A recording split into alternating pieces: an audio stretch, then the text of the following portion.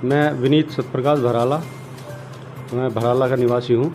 सरदना विधानसभा क्षेत्र से। तो जिस तरीके से पहले आप साइकिल पर सवार थे, अब हाथी पर सवार हुए हैं, क्या मतलब पूरा मामला है? मेरे पिताजी ने यहाँ 30 साल सरदना विधानसभा क्षेत्र में सर्व समाज को लेकर राजनीति करी है और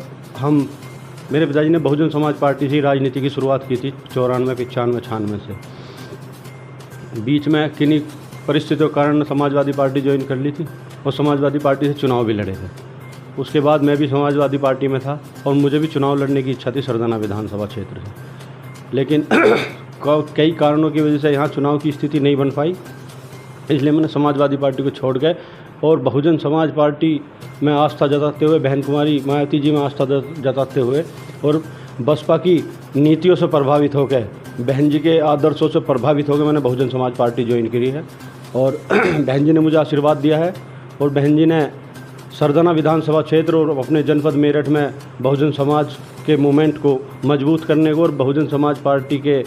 कैडर को मजबूत करने की जिम्मेदारी दी है, उसमें मैं लगूंगा। जिस तरीके से पार्टी तो और भी जैसे कि बीजेपी है, कांग्रेस है, मतलब बहुजन समाज पार्टी की विचारधारा ही आपको क्यों अच्छी लगी? बहुजन समाज पार्टी की विचारधारा इसलिए अच्छी लगी क्योंकि बहुजन समाज पार्टी की जब सरकार रही है 7 से 12 तक, तब बहुजन समाज पार्टी ने हर वर्ग के लिए काम किया। किसान, मजदूर, नौजवान, शिक्षा, रोजगार,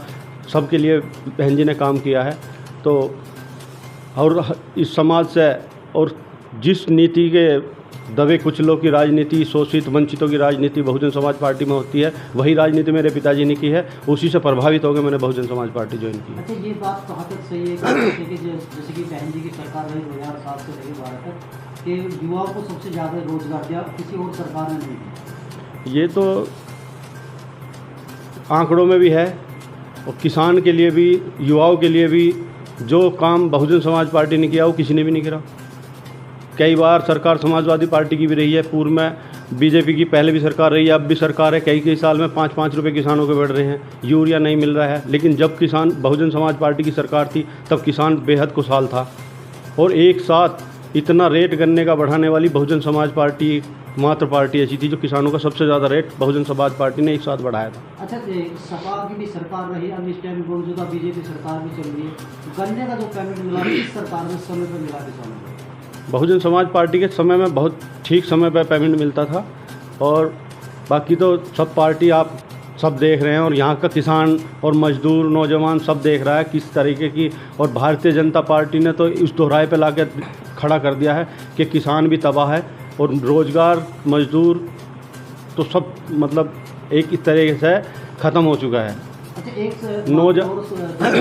जिस तरीके से जो प्रशासनिक अधिकारी होते, चाहे छोटा हो चाहे बड़ा हो, जब बहुजन समाज पार्टी की सरकार थी तो अधिकारी जो 10 बजे से पहले ही ऑफिस में मिलते, अब तो जो है करके 11 बजे तक भी नहीं पहुंच पाते। मैं जहाँ तक समझता हूँ, मैं 2005 से 10 तक प्रधान रहा और मेरी समझ में रहा 7 से 12 तक बहुजन समाज पार्टी की सरकार चली थी।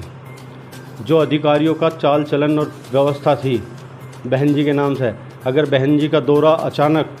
मेरठ में लग गया या बुलंदशहर में लग गया, हापुड़ में लग गया या सहारनपुर में लग गया, पूरे पश्चिमी उत्तर प्रदेश का अधिकारी इस तरीके से मतलब अलर्ट हो जाता था कि पता नहीं किस पर क्या गाज गिरेगी। बहन जी के यहाँ बहुत बड़ी मतलब ऐसी स्थिति थी अधिकारियों की कि अधिकारी जब 10 बजे का समय होता तो 9:45 बजे अपने दफ्तर में बैठते थे। अच्छा, जिस तरीके से 2027 वाले चुनाव में जीता, उसके बारे में थोड़ा कुछ जानकारी देंगे? मुझे ऐसा लग रहा है, जिस तरीके से मैं देख रहा हूँ अभी पश्चिमी उत्तर प्रदेश में शुरुआत हुई है, सहारनपुर में हुई है, हापुड़ में हुई है, जो बहुजन समाज पार्टी के कैंडिडेट और लोगों में चेतना जगी है और मुझे ये लगता है पश्चिम में तो एक बहुजन समाज पार्टी की आंधी सी चल रही है, क्योंकि बीकापुर में एक बहुत बड़ा प्रोग्राम हुआ है और ज़िलों में से जो बड़े बड़े नेता हैं बहुजन समाज पार्टी के, जो पूर्व में नेता रहे हैं, जो मतलब बहुजन समाज पार्टी से ही राजनीति की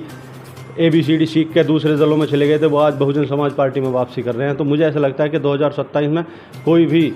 ताकत बहुजन समाज पार्टी को चुनाव जीतने से और सरकार बनने से नहीं रोक सकती। उत्तर प्रदेश की जनता के लिए हमारे चैनल के माध्यम से क्या कहना? उत्तर प्रदेश की जनता के लिए भी और ख़ासकर मैं अपने समाज के लिए भी, जाट समाज के लिए भी और मुस्लिम समाज और दलित समाज के लिए भी, कि एक ही विकल्प है जो बहुजन समाज पार्टी है, जो विकल्प कि एक ही वो विकल्प है जो भारतीय जनता पार्टी को हराकर और अब सत्ता में सरकार आ सकती है और किसान, मजदूर, नौजवान सबके लिए भले की सरकार बन सकती है।